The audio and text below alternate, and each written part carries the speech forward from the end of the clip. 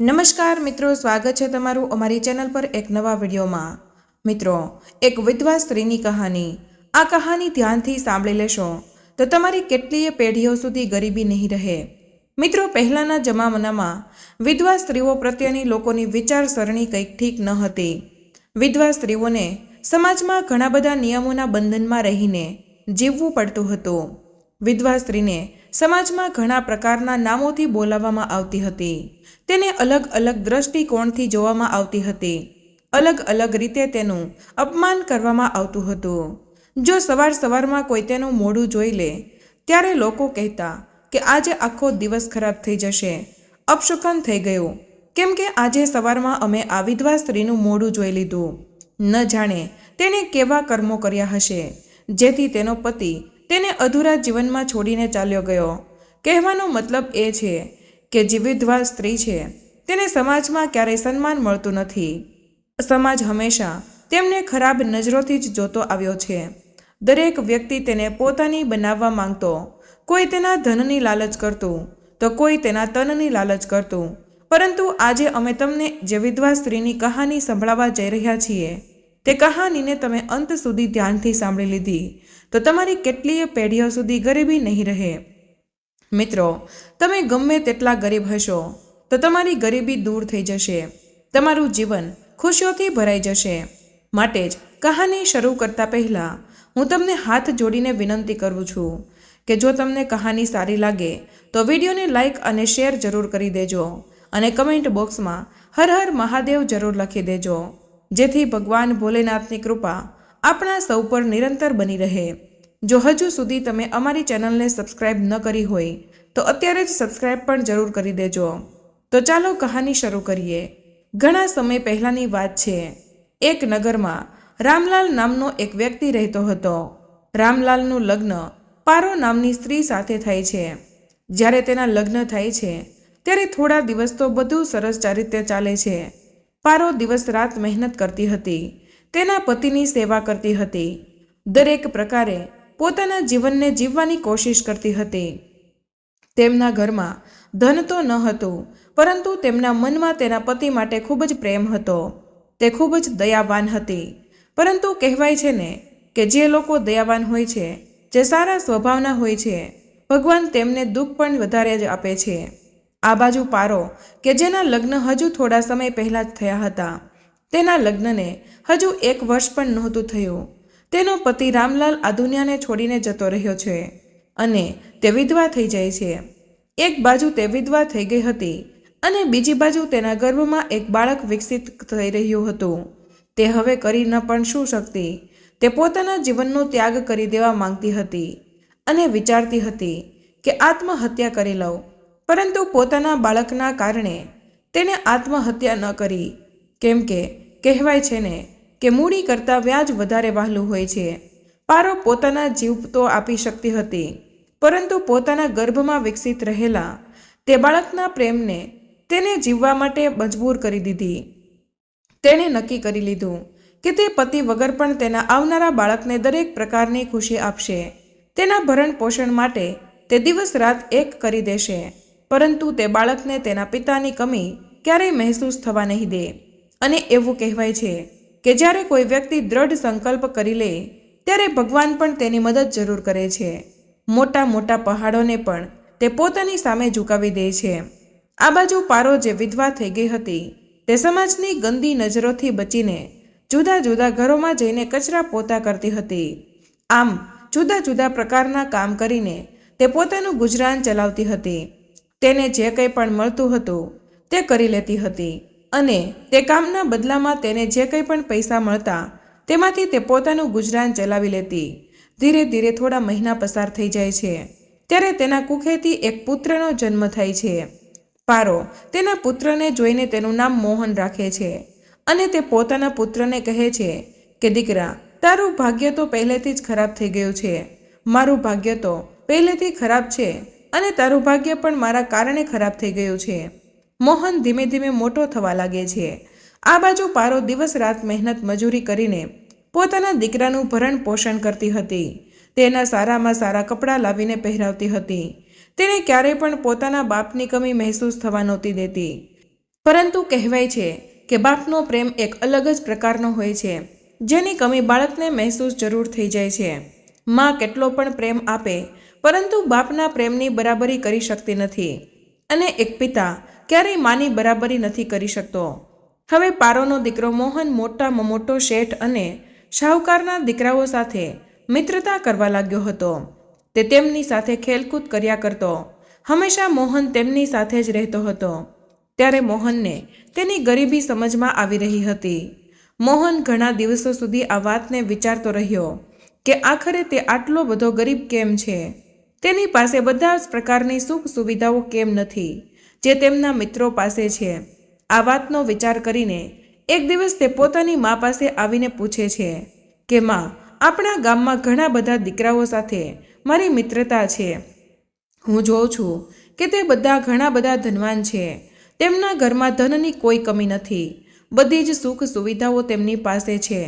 પરંતુ માં, આપણી પાસે આટલું બધું ધન કેમ નથી? આપણે આટલા બધા ગરીબ કેમ છીએ? અરે, આપણને તો 2 ટંકનું ભોજન પણ સરખી રીતે મળતું નથી. ઈશ્વરે આપણને આટલા બધા ગરીબ કેમ રાખ્યા છે? આખરે આ ગરીબીનું કારણ શું છે? દીકરાની વાત સાંભળીને પારો તેને કહે છે કે દીકરા, ગરીબી અને અમીર તો બધા જ ભાગ્યને બને છે. ઈશ્વરે જેને જેવા બનાવ્યા છે તેઓ તેવા જ બને છે. તેમાં આપણે કંઈ પણ કરી શકીએ નહીં. આપણા ભાગ્યમાં જ ઈશ્વરે ગરીબી લખી છે. તેને આપણે ઈચ્છીને પણ દૂર કરી શકતા નથી. દીકરા, મારું આખું જીવન આ ગરીબીમાં પસાર થયું છે. મેં ઘણા પ્રકારના દુઃખ જોયા છે. મારા લગ્નના થોડાક જ દિવસો બાદ તારા પિતાજી આ દુનિયાને છોડીને ચાલ્યા ગયા. મેં એકલા હાથે જ તને ઉછેર્યો છે. તને દરેક પ્રકારની ખુશી આપવાનો પ્રયત્ન કર્યો છે. ખબર નહીં તને કઈ વાતનું દુઃખ છે દીકરા. તું જણાવ, તારે શું જોઈએ છે? તું કઈ વાતની કમી મહેસૂસ કરી રહ્યો છે? મોહન કહે છે કે માં, તું મને એ જણાવ કે ભાગ્યને કોણ લખે છે? કોણે આપણા ભાગ્યમાં ગરીબી લખી છે? આપણને 2 ટાઈમનું ભોજન પણ સરખી રીતે મળતું નથી. અને બીજી બાજુ નગરમાં જુઓ, લોકો કેટલા બધા ધનવાન છે. કેટલી સુખ સુવિધાઓ તેમની પાસે છે. આખરે આપણે એવું શું કરી દીધું કે જેણે આપણા ભાગ્યમાં આટલી બધી ગરીબી લખી દીધી છે? ત્યારે પારો કહે છે, દીકરા, ઈશ્વરે જે લખ્યું છે તે સમજી વિચારીને જ લખ્યું હશે. તું આ બધી વાતોમાં પડીશ નહીં. તું ફક્ત તારું કામ કર. તું તારા ભણવા પર ધ્યાન આપ. ત્યારે મોહન કહે છે કે ના માં, હું તે ઈશ્વરને મળવા માંગુ છું. તે ક્યાં મળશે? હું તેમને મળીશ ને પૂછીશ કે આખરે તેમણે આપણું ભાગ્ય આવું કેમ લખ્યું. ત્યારે પારો કહે છે કે દીકરા, ભગવાન તો જંગલમાં રહે છે. શું તું જંગલમાં જઈશ? અને જો જઈ શકું તો જા અને જઈને તેમની શોધી લે અને તારા બધા જ પ્રશ્નોના જવાબ તેમની પાસેથી મેળવી લેજે કે તારું ભાગ્ય આવું ગરીબ કેમ છે. મોહન તરત જ જંગલ તરફ જવા નીકળી પડે છે અને કહે છે કે જ્યાં સુધી હું ઈશ્વરને નહીં મળી લઉં, તેમની પાસેથી મારા પ્રશ્નોના જવાબ નહીં મેળવી લઉં કે હું આટલો ગરીબ કેમ છું, મારી માના ભાગ્યમાં આટલા બધા દુઃખ કેમ છે, કેમ મારા પિતાજીને સમયથી પહેલાં તેમણે ઉઠાવી લીધા, ત્યાં સુધી હું ઘરે પાછો નહીં આવું. હું આરામથી બેસીશ નહીં.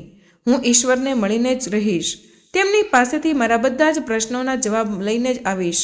આ પ્રકારે મોહન ઘરેથી નીકળી પડે છે અને ઈશ્વરને શોધવા લાગે છે. આ રીતે તેનો આખો દિવસ પસાર થઈ જાય છે, પરંતુ તેને ક્યાંય પણ ઈશ્વર દેખાતા નથી. મોહન ખૂબ જ વધારે પરેશાન થઈ જાય છે અને વિચારવા લાગે છે કે ઈશ્વર ક્યાં મળશે? તે જ્યાં પણ હશે, હું તેમને મળ્યા વગર ઘરે નહીં જાઉં. આ પ્રકારે બીજો દિવસ પણ પસાર થઈ જાય છે અને મોહન આગળ જ વધતો રહે છે. ચાલતા ચાલતા તેને ખૂબ જ ભૂખ લાગે છે. તે ખૂબ જ વ્યાકુળ થઈ ગયો હતો. જંગલમાં તે રડતા રડતા ચાલી રહ્યો હતો અને કહેતો હતો કે હે ઈશ્વર, તમે ક્યાં છો? હું તમને શોધી રહ્યો છું. મારે તમને કંઈક પૂછવું છે. આવું કહેતા કહેતા તે આગળ વધી રહ્યો હતો. મિત્રો, ત્યાં એવું બને છે કે ભગવાન શ્રીહરિ, વિષ્ણુ અને માતા લક્ષ્મી એક સાધુ અને સાધ્વીનો વેશ લઈને જંગલમાં ભ્રમણ કરવા માટે આવ્યા હોય છે. જ્યારે માતા લક્ષ્મી તે દીકરાનું રુદનભર્યો અવાજ સાંભળે છે ત્યારે તે ભગવાન વિષ્ણુને કહે છે કે હે સ્વામી, જંગલમાં કોઈ બાળક વિલાપ કરી રહ્યો છે અને તે તમને પોકારી રહ્યો છે. આ કોણ હોઈ શકે? કોણ રડી રહ્યું છે? આપણે તેની પાસે જઈને તેની મદદ કરવી જોઈએ. ત્યારે ભગવાન વિષ્ણુ કહે છે કે દેવી, તે એક વિધવા સ્ત્રીનો દીકરો છે. તેના ભાગ્યમાં ખૂબ જ ગરીબી લખેલી છે. તેને ખૂબ જ દુઃખ ભોગવવા પડ્યા છે. તે તેના પ્રશ્નોના જવાબ મેળવવા માટે મને પોકારી રહ્યો છે. ત્યારે માતા લક્ષ્મી કહે છે કે પ્રભુ, આપણે તેની મદદ જરૂર કરવી જોઈએ. તે તમારો ભક્ત છે અને તમને પોકારી રહ્યો છે. ત્યારે ભગવાન વિષ્ણુ કહે છે કે ના દેવી, તેના ભાગ્યમાં બ્રહ્માજીએ કંઈ લખ્યું જ નથી. તેના ભાગ્યમાં તો કેવળ દુઃખ અને ગરીબી જ લખેલી છે. આપણે તેના ભાગ્યમાં કંઈ પણ બદલાવ કરી શકીએ નહીં. ત્યારે માતા લક્ષ્મી કહે છે કે હે પ્રભુ, તેમ છતાં પણ તમારે તેની મદદ કરવી પડશે. તમે જલ્દીથી તેની પાસે પહોંચી જાઓ. હું તેની થોડી મદદ કરવા માંગુ છું. ભગવાન વિષ્ણુ કહે છે હે દેવી, જો તમને એવું લાગે છે તો આપણે ત્યાં જઈને જોઈએ. સાધુના વેશમાં ભગવાન વિષ્ણુ મોહન પાસે પહોંચે છે અને મોહનને કહે છે કે દીકરા, તું કોણ છે અને તું કેમ રડી રહ્યો છે? તું કોને મળવા માંગે છે? ત્યારે મોહન કહે છે કે હે સાધુ મહાત્મા, હું ઈશ્વરને મળવા માંગુ છું. હું તેમને મળીને પૂછવા માંગુ છું કે આખરે તેમણે અમને આટલા ગરીબ કેમ રાખ્યા છે? તેમણે અમારા ભાગ્યમાં દુઃખ કેમ લખ્યું છે? તેમણે મારા માની સમયથી પહેલાં વિધવા કેમ બનાવી દીધી? આખરે અમે એવા કયા ખરાબ કર્મો કર્યા છે જેના કારણે અમારા ભાગ્યમાં આટલા બધા દુઃખ લખેલા છે અને અમારા આખા જીવનમાં ફક્ત ગરીબી જ લખેલી છે? અમારા નગરમાં ખૂબ જ મોટા શેઠ અને શાહુકાર લોકો રહે છે, જેમની પાસે ધનની કોઈ કમી નથી. અમને 2 સમયનું ભોજન પણ નસીબ થતું નથી. ત્યારે માતા લક્ષ્મી કહે છે કે દીકરા, આ તો ભાગ્યનો ખેલ છે. આ પૂર્વ જન્મના કર્મો પર આધાર રાખે છે. ત્યારે મોહન કહે છે કે ના માતા, હું આ વાતને ઈશ્વરને મળીને જરૂર પૂછીશ કે આખરે મેં એવા કયા કર્મો કર્યા છે જેની સજા હું ભોગવી રહ્યો છું. ત્યારે શ્રી હરિ વિષ્ણુ કહે છે કે દીકરા, તું ઈશ્વરને આજે નહીં મળી શકે, કેમ કે તેમણે ઘણા બધા કામ છે. તે તો પોતાના કેટલાય ભક્તો પાસે જાય છે. પરંતુ હું તને એક સોનાનો હાર આપું છું, જેને વેચીને તું તારી ગરીબી દૂર કરી શકીશ. તેનાથી તારી ગરીબી દૂર થઈ જશે અને તું ધનવાન બની જઈશ. તારું ભાગ્ય બદલાઈ જશે. મોહન સોનાના હારને જોઈને ખૂબ જ ખુશ થઈ જાય છે અને કહે છે કે આ તો ઘણું સારું થયું. આનાથી અમારા ભાગ્યમાં જરૂર થોડો બદલાવ આવી જશે.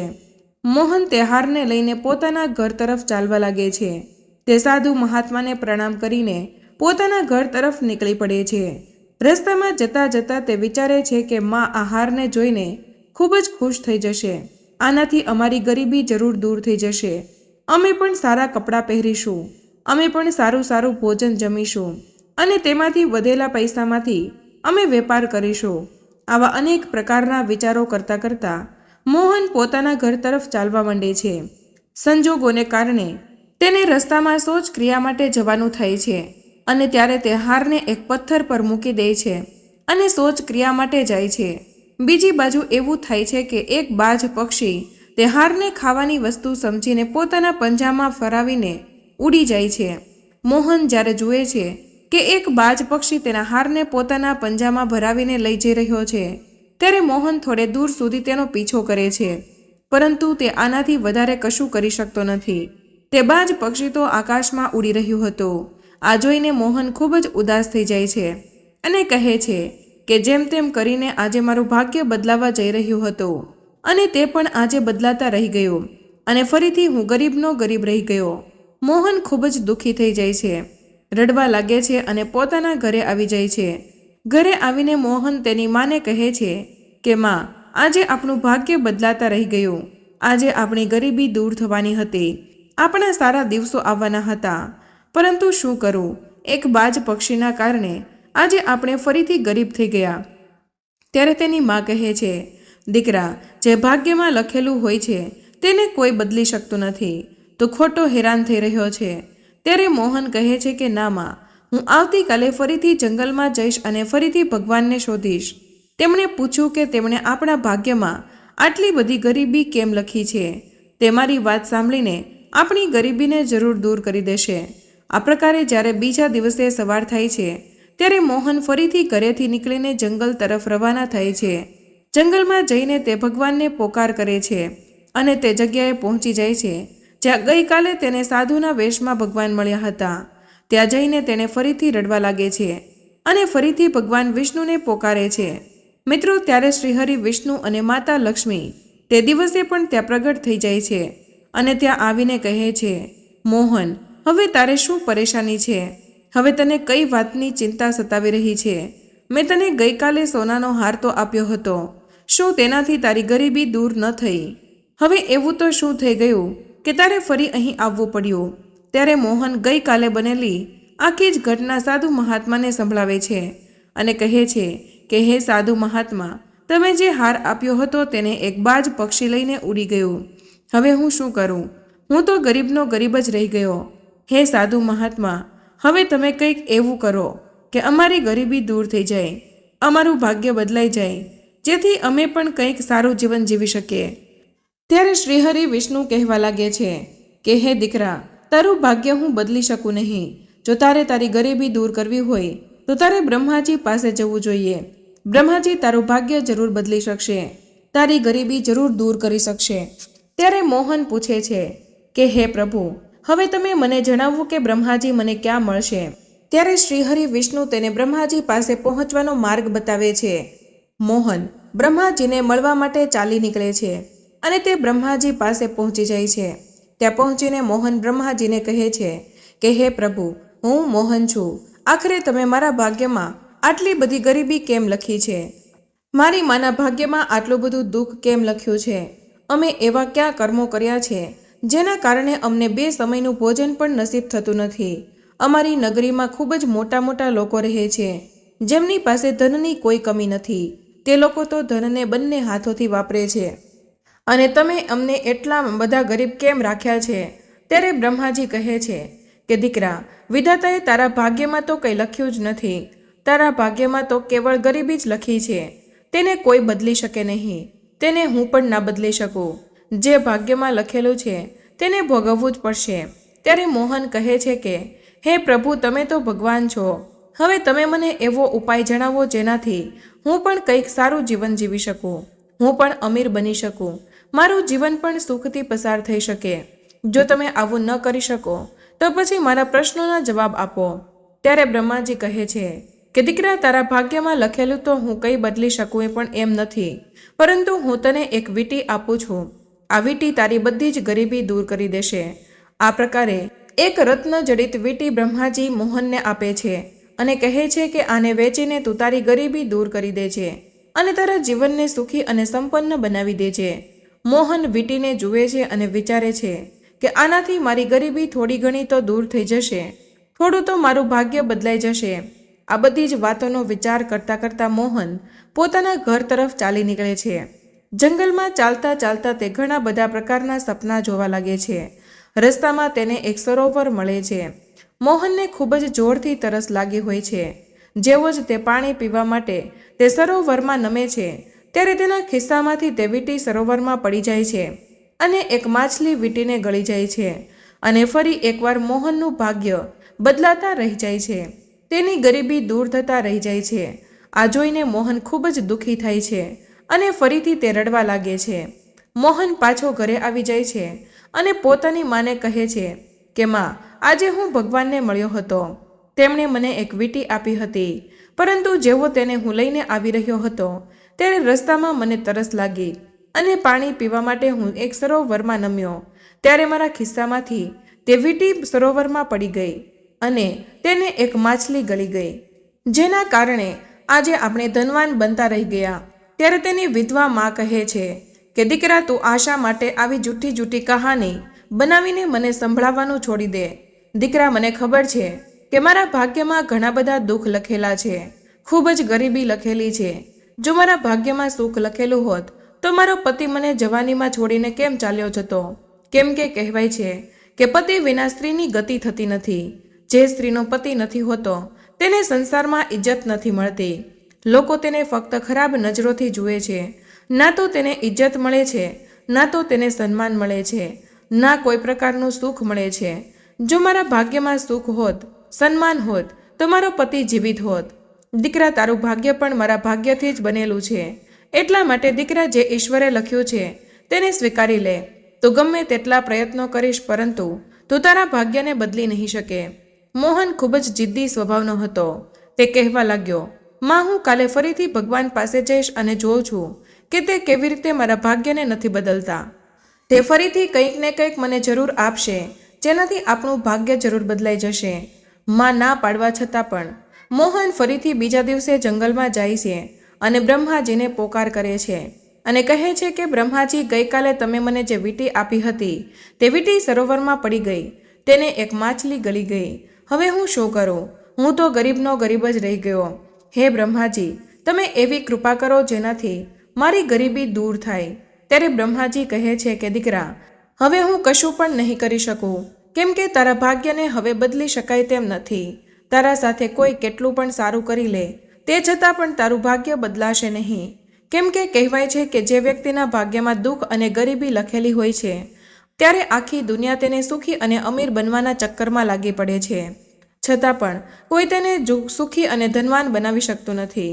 જે વ્યક્તિના ભાગ્યમાં દુઃખ લખેલું હોય છે, ત્યારે આખો સંસાર ભેગો થઈને પણ તેને સુખી બનાવી શકતો નથી. ત્યારે મોહન કહે છે કે બ્રહ્માજી, તમે તો ઈશ્વર છો. તમે મારી ગરીબી દૂર કરો, કે પછી મારા પ્રશ્નોના જવાબ આપો, કે પછી તમે મને કોઈ ઉપાય જણાવો. આખરે મેં એવા કયા કર્મ કર્યા છે જેના કારણે હું આટલો બધો ગરીબ છું?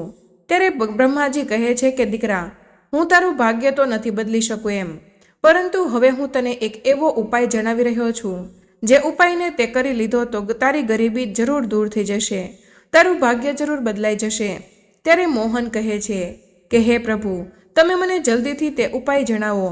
હું દરેક ઉપાય કરી લઈશ જે મારા ભાગ્યને બદલી શકે, જે મારી ગરીબી દૂર કરી શકે. ત્યારે બ્રહ્માજી કહે છે કે મોહન, તું હવે ભગવાન ભોલેનાથના મંદિરમાં જા અને તેમના મંદિરના દ્વાર પર આખો દિવસ બેસી રહેજે. તેમના દર્શન કર્યા કરજે અને સાંજે પાછો પોતાના ઘરે જતો રહેજે. પરંતુ તું તેમની પાસે કંઈ માંગતો નહીં, ફક્ત આખો દિવસ તેમના દર્શન જ કરજે. કેમ કે ભગવાન શંકરના દ્વાર પર ભાગ્યની દેવી ઝાડુ લગાવવા માટે આવે છે. તે જ તારું ભાગ્ય બદલી શકશે. બની શકે છે કે ભગવાન ભોલેનાથની કૃપા તારા પર થઈ જાય અને તે તારું ભાગ્ય બદલી દે. ત્યારે મોહન કહે છે કે ઠીક છે પ્રભુ, હું આવું જ કરીશ. હવે મોહન ત્યાંથી જતો રહે છે અને તેના નગરથી થોડે દૂર ભગવાન ભોલેનાથનું એક મંદિર હોય છે. તે સવારે ઉઠીને સ્નાન કરીને મંદિરે પહોંચી જાય છે અને તે મંદિરના દ્વાર પર બેસીને ભગવાન શંકરની મૂર્તિના દર્શન કર્યા કરે છે. પરંતુ તે તેમની પાસે કંઈ પણ માંગતો નથી. આખો દિવસ એમ જ પસાર થઈ જાય છે અને જ્યારે સાંજ પડી જાય છે ત્યારે તે તેના ઘરે પાછો આવી જાય છે. બીજી બાજુ તેની મા પૂછે છે કે તું ક્યાં ગયો હતો અને સાંજે આટલો મોડો કેમ આવ્યો? આખરે તું શું કરી રહ્યો હતો? ત્યારે મોહન કહે છે કે માં, હું મારું ભાગ્ય બદલી રહ્યો છું. હું ભાગ્ય બદલવા માટે તપશ્ચર્યા કરી રહ્યો છું. ત્યારે તેની મા કહે છે કે દીકરા, શું કામ તું ખોટી તપશ્ચર્યા કરી રહ્યો છો? તારું ભાગ્ય કોઈ નહીં બદલી શકે. જો તારા ભાગ્યમાં સુખ લખેલું હોત તો તું અમીર બાપના ઘરે પેદા થયો હોત, તારા પિતા પણ જીવતા હોત. પરંતુ તારા ભાગ્યમાં ગરીબી લખેલી છે, એટલે જ તો મારા જેવી ગરીબના ઘરે તારો જન્મ થયો છે. ત્યારે મોહન કહે છે, ના માં, જો વ્યક્તિ ઈચ્છે તો તે કંઈ પણ કરી શકે છે. હું પણ મારી ગરીબીને અમીરીમાં બદલી દઈશ. જોજે, હું પણ એક દિવસ એવું કામ કરીશ જેથી મારું ભાગ્ય બદલાઈ જશે. ત્યારે પારો કહે છે કે ઠીક છે દીકરા, જે તને સારું લાગે તે તું કર, હું તને નહીં રોકું. આ પ્રકારે ભગવાન શિવના મંદિરમાં બેઠા બેઠા કેટલાય મહિનાઓ પસાર થઈ ગયા. ભગવાન ભોલેનાથ જુએ છે કે મોહન સવાર સવારમાં મંદિરમાં દ્વાર પર આવી જાય છે, દિવસભર મારા દર્શન કરે છે અને સાંજે કંઈ પણ કહ્યા વગર અહીંથી ચાલ્યો જાય છે. આ મારો અનોખો ભક્ત છે, કંઈ માંગતો પણ નથી અને કંઈ કહેતો પણ નથી, ફક્ત મારા દર્શન કરીને ચાલ્યો જાય છે. ત્યારે ભગવાન ભોલેનાથ એક દિવસ તેના રસ્તામાં એક હીરા ભરેલી પોટલી ફેંકી દે છે. તે પોટલી મોહનને મળી જાય છે. મોહન જ્યારે તે પોટલીને જુએ છે ત્યારે ખૂબ જ ખુશ થઈ જાય છે અને વિચારે છે કે ભગવાન ભોલેનાથે આજે મારું ભાગ્ય બદલી નાખ્યું. આ બધી તેમની જ કૃપા છે. તે હીરાની પોટલી લઈને પોતાના ઘરે પહોંચી જાય છે અને વિચારે છે કે આજે હું મારી માને જણાવીશ કે આજે મેં મારું ભાગ્ય બદલી નાખ્યું છે, હું ગરીબ નથી રહ્યો. આ પ્રકારે ખૂબ જ ખુશ થતો તે પોતાના ઘરે પહોંચી જાય છે. તેની મા તે સમયે ઘરે નથી હોતી, નગરમાં કંઈક કામથી ગઈ હતી. મોહન તે પોટલીમાંથી હીરા કાઢીને એક લોટામાં ભરી દે છે અને તે લોટો ઘરમાં મૂકીને ખુશીથી પાગલ થઈને તે પોતાની માને બોલાવવા માટે જતો રહે છે. તે વિચારે છે કે હું મારી માને આ બધા જ હીરા બતાવીશ તો તેને જોઈને તે પણ ખૂબ જ ખુશ થઈ જશે. હવે અમારું જીવન ખુશીઓથી ભરાઈ જશે. બીજી બાજુ એવું બને છે કે કેટલાક ચોર મોહનના ઘરમાં ઘૂસી જાય છે અને તેના ઘરમાં ચોરી કરે છે. ચોરી કરતાં કરતાં તેમને તે લોટો મળી જાય છે. તે ચોર લોકો તે લોટાને લઈને ત્યાંથી ભાગી જાય છે. મોહન તેની માને બોલાવીને ઘરે આવી જાય છે અને તેને કહે છે કે માં, આજે મને હીરાથી ભરેલી એક પોટલી મળી છે. તેની માં કહે છે કે દીકરા, મને તારા પર સહેજ પણ ભરોસો નથી. જો તું મને બતાવીશ ત્યારે જ હું તને વિશ્વાસ કરીશ. ઘરે જઈને મોહન લોટાને શોધે છે, પરંતુ ઘણું બધું શોધવા છતાં પણ તે લોટો તેને મળતો નથી અને તે કહેવા લાગે છે કે માં, મેં હમણાં જ આ લોટાને અહીં મૂક્યો હતો, ખબર નહીં કે આ ગાયબ થઈ ગયો. ત્યારે તેની માં કહે છે કે દીકરા, તું ખોટી કહાની બનાવવાનું બંધ કરી દે. મને ખબર છે કે આપણા ભાગ્યમાં ગરીબી લખેલી છે. આપણી કિસ્મત ખૂબ જ ખરાબ છે, તે બદલાઈ શકે તેમ નથી. મોહન કહે છે કે ના માં, હું જૂઠું નથી બોલી રહ્યો. મેં આજે અહીં એક હીરાની ભરેલી એક લોટો મૂક્યો હતો, ખબર નહીં તે ક્યાં ગાયબ થઈ ગયો. ત્યારે તેની માં કહે છે કે દીકરા, હું તને વારંવાર કહી રહી છું કે આપણું ભાગ્ય નહીં બદલાય, ભલે તું લાખ કોશિશ કરી લે. મોહન કહે છે કે માં, હું ફરીથી ભગવાનની પાસે જઈશ. હું ફરીથી તેમને કોઈને કોઈ એવો ઉપાય પૂછીશ જેનાથી આપણી ગરીબી દૂર થઈ જાય. માં, તું જોજે, એક દિવસ આપણું ભાગ્ય જરૂર બદલાશે. મોહન ફરીથી ભગવાન ભોલેનાથના મંદિરમાં જાય છે અને ત્યાં જઈને આખો દિવસ તે દ્વાર પર બેસી રહે છે. ભગવાન ભોલેનાથની મૂર્તિના દર્શન કરે છે, પરંતુ તેનાથી પાસે કશું પણ માંગતો નથી. આ પ્રકારે સાંજ થવા પર તે પોતાના ઘરે પાછો આવી જાય છે. ઘણા મહિનાઓ પસાર થઈ જાય છે. ત્યારે ભગવાન ભોલેનાથ માતા પાર્વતીને કહે છે કે દેવી, આ મોહનના ભાગ્યમાં ખૂબ જ ગરીબી છે. મેં ભગવાન વિષ્ણુ અને બ્રહ્માજીએ તેના ભાગ્યને બદલવાનો પ્રયત્ન કર્યો, પરંતુ તેનું ભાગ્ય બદલાઈ શક્યું નહીં, કેમ કે તેના ભાગ્યમાં ગરીબી લખેલી છે. પછી ભગવાન ભોલેનાથ ભાગ્યની દેવીને કહે છે કે હે ભાગ્યની દેવી, આ દીકરા અને તેના માના ભાગ્યમાં તમે ખૂબ જ ગરીબી લખી છે. આનું ભાગ્ય બદલવા માટે મેં ભગવાન વિષ્ણુ અને બ્રહ્માજીએ ખૂબ જ પ્રયત્નો કર્યા, પરંતુ તેનું ભાગ્ય બદલી શક્યા નહીં. હું તમને આદેશ આપું છું કે જાઓ, તમે તેનું ભાગ્ય બદલીને તેની ગરીબી દૂર કરી દો, તેનું જીવન સુખમય બનાવી દો, કેમ કે તે મારો ખૂબ જ ભોળો ભક્ત છે. મારા દ્વાર પર આવે છે, દરરોજ મારા દર્શન કરે છે, આખો દિવસ બેસી રહે છે, પરંતુ મારી પાસે કશું પણ માંગતો નથી. કેમ કે અમારા દ્વાર પર કોઈ ક્ષણભર માટે પણ આવે છે તો એટલું તો માંગી જ લે છે કે તેની 7 પેઢીઓ સુધી તેની કોઈ પણ માંગવાની જરૂર ન પડે. પરંતુ હે ભાગ્યની દેવી, આ મોહન કેટલાય મહિનાઓથી અમારા દ્વાર પર આવીને રોજે બેસે છે, પરંતુ માંગતો કશું પણ નથી અને કંઈ કહેતો પણ નથી. જે માંગવાવાળાને મળે છે તેનાથી અનેક ગણું જે ન માંગતો હોય તેને મળવું જોઈએ. એટલા માટે હે ભાગ્યની દેવી, મારા આદેશથી મોહનના ભાગ્યમાં તમે કંઈ સારું લખી દો, જેનાથી તેની ગરીબી દૂર થઈ જાય, તેના દુઃખ દૂર થઈ જાય. ત્યારે ભાગ્યની દેવી કહે છે કે પ્રભુ, હું તેનું ભાગ્ય કેવી રીતે બદલી શકું? તેના ભાગ્યમાં કંઈ લખ્યું જ નથી. ત્યારે ભગવાન ભોલેનાથ કહે છે કે હે દેવી, આ મારો આદેશ છે, તમારે તેનું ભાગ્ય બદલવું જ પડશે. મારો આદેશ તમારે માનવો જ પડશે. આ પ્રકારે ભાગ્યની દેવી ભગવાન ભોલેનાથના આદેશ મુજબ તેમના મંદિરના દ્વાર પર જઈને ઝાડુ લગાવવા લાગે છે અને તે જગ્યાએ એક સોનાનો સિક્કો મૂકી દે છે. તે સિક્કો મોહનને મળી જાય છે. મોહન જ્યારે સિક્કાના સોનાને જુએ છે ત્યારે તે કહે છે કે એકવાર ફરીથી ભગવાન ભોલેનાથ તેની પર કૃપા કરી છે, ચાલો આ સિક્કાથી મારી ગરીબી દૂર તો થઈ જશે. હવે તે સિક્કાને હાથમાં લઈને મોહન ઘર તરફ ચાલવા લાગે છે અને વિચારવા લાગ્યો કે આજે આ સિક્કાને તે ક્યાંય પણ નહીં મૂકે. આજે તે એવી કોઈ ભૂલ નહીં કરે જેથી તેની મા તેને જૂઠ્ઠો સમજે. આજે તે આ સિક્કાને પોતાના હાથમાં જ પકડીને રાખશે અને તેની માને દેખાડશે.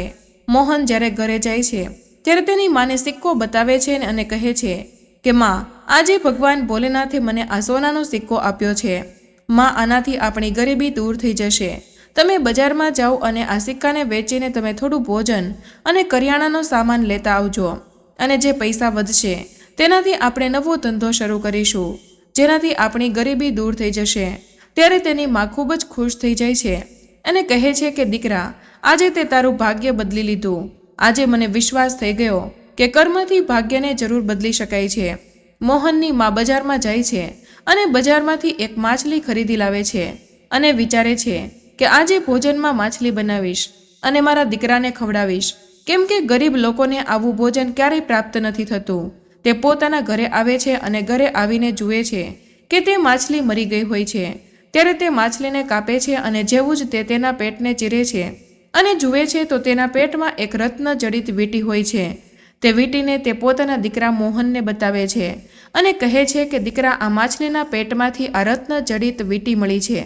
મોહન જ્યારે વીંટીને જુએ છે ત્યારે તે વીંટીને ઓળખી જાય છે અને તે તરત જ કહે છે કે માં, આ તે જ વીંટી છે જે બ્રહ્માજીએ મને આપી હતી। માં, હવે આપણું ભાગ્ય બદલાઈ ગયું છે, હવે બધું જ સારું થઈ જશે। તે વીંટીને મેળવીને મોહન ખૂબ જ ખુશ થાય છે। ત્યારે મોહનની માં કહે છે, દીકરા, ભગવાન ભોલેનાથે આપણું ભાગ્ય બદલી દીધું છે। ચાલો હવે આપણે ગરીબ અને ભૂખ્યા ભિખારીઓને ભોજન કરાવીશું, જેથી આપણને તેમના આશીર્વાદ મળશે અને આપણું ભાગ્ય સારું થઈ જશે। કેમ કે કહેવાય છે કે ધર્મ કરવાથી ધન ઓછું થતું નથી, ધર્મના મૂળ પાતાળ સુધી પહોંચી જાય છે અને ભૂખ્યાને ભોજન કરાવવું સૌથી મોટો ધર્મ કહેવાય છે, સૌથી મોટું દાન કહેવાય છે। આ બધી જ વાતોનો વિચાર કરીને તે બજારમાં જાય છે। બજારમાંથી ચોખા અને બીજી બધી જ સામગ્રી લઈને આવે છે અને મા પોતાના દીકરા મોહનને કહે છે કે દીકરા, ચાલ હવે જંગલમાં જઈએ, કેમ કે ભોજન બનાવવા માટે થોડા લાકડાઓની જરૂર પડશે। મોહન પોતાની મા સાથે જંગલમાં પહોંચી જાય છે। જંગલમાં જઈને મોહન એક ઝાડ પર ચડી જાય છે જેના ઉપર થોડા સૂકા લાકડા હતા। ઝાડ પર ચડીને તે જુએ છે કે તે ઝાડ પર એક બાજુ પક્ષીનો માળો હતો, જે માળામાં એક હાર પડેલો હોય છે, જે હાર તેને ભગવાન વિષ્ણુએ આપ્યો હતો। મોહન તે હારને ઉઠાવી લે છે। હારને જોઈને તે ખૂબ જ ખુશ થઈ જાય છે। લાકડા કાપીને જ્યારે તે નીચે ઉતરે છે ત્યારે તેની માને કહે છે, માં, જુઓ, આ તે હાર છે જે તેને એક મહાત્માજીએ આપ્યો હતો। આ હારને એક બાજ પક્ષી લઈને ઉડી ગયું હતું। ત્યારે તેની માં કહે છે કે દીકરા, મેં તારા પર વિશ્વાસ ન કર્યો, પરંતુ તું સત્ય બોલી રહ્યો હતો। આજે મને ભરોસો થઈ ગયો છે કે હવે સાબિત થઈ ગયું છે કે જે વ્યક્તિના ભાગ્યમાં કેટલીય પેઢીઓ સુધી ગરીબી લખેલી હોય, કેટલા પણ દુઃખ લખેલા હોય, પરંતુ તે સારા કર્મો કરે, ભગવાનની આરાધના કરે અને પોતાના કર્મને ધ્યાનમાં રાખીને પોતાની વાત પર અડગ થઈ જાય અને દ્રઢ સંકલ્પ કરી લે, ત્યારે તે ભાગ્યને જરૂર બદલી શકે છે। કેમ કે કર્મથી મોટું કશું પણ હોતું નથી, ભાગ્ય કર્મનું ગુલામ હોય છે। ત્યારબાદ મોહન અને તેની મા પોતાના ઘરે પહોંચી જાય છે અને ભૂખ્યા લોકોને ભોજન કરાવે છે, તેમને કપડાં આપે છે અને થોડું ધન પણ તેમને દાનમાં આપે છે। હવે તેમનું જીવન બદલાઈ ગયું હતું। એક દિવસ એવું બને છે કે ભગવાન ભોલેનાથ તે ચોરો લોકોને પણ પ્રેરણા કરે છે અને તેઓ હીરાથી ભરેલો લોટો મોહનના ઘરે પાછો મૂકી જાય છે।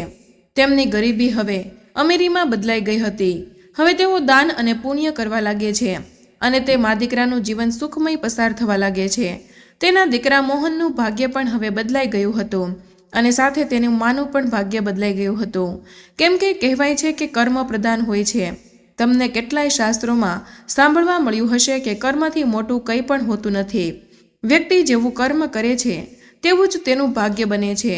કહેવાય છે કે શક્તિશાળી વ્યક્તિ માટે કોઈ પણ કામ મુશ્કેલ નથી હોતું, મહેનતી વ્યક્તિ માટે કોઈ પણ સ્થાન દૂર નથી હોતું, વિદ્વાન માટે કોઈ પણ જગ્યા પરદેશ નથી હોતી, મધુર બોલવાવાળા માટે કોઈ પણ વ્યક્તિ પારકું નથી હોતું।